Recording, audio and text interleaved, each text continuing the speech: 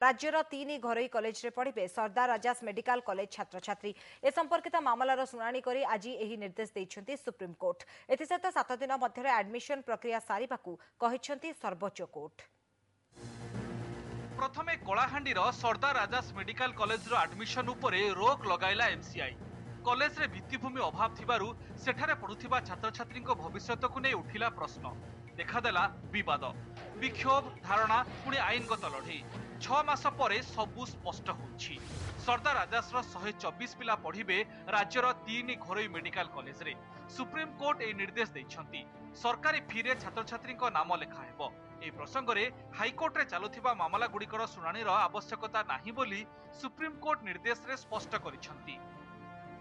एबे जो private एसआरएमसी college 124 पिला से माने प्राइवेट 3टा कॉलेज एडमिशन नेबे माननीय सुप्रीम कोर्ट डायरेक्शन देले 7 दिन तक एडमिशन सरिबो।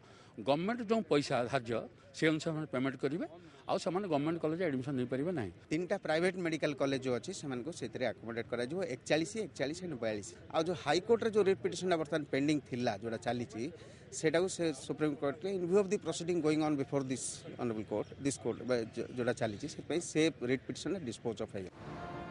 या पूर्व हाईकोर्ट को निर्देश अनुसार सरदार आजाद 124 पिला मध्यरु 55 जन एमकेसीजी, 54 जन बुर्ला और 3 घरोई कॉलेज रे 5 जन लेखाएं एडमिशन नहीं।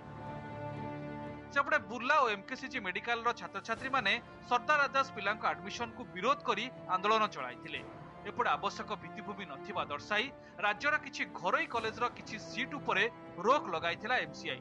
एभली स्थिति रे घरोई कॉलेज रे सरदार आजाद पिला एडमिशन निर्देश को नहीं प्रश्न उठाई शिक्षाविद।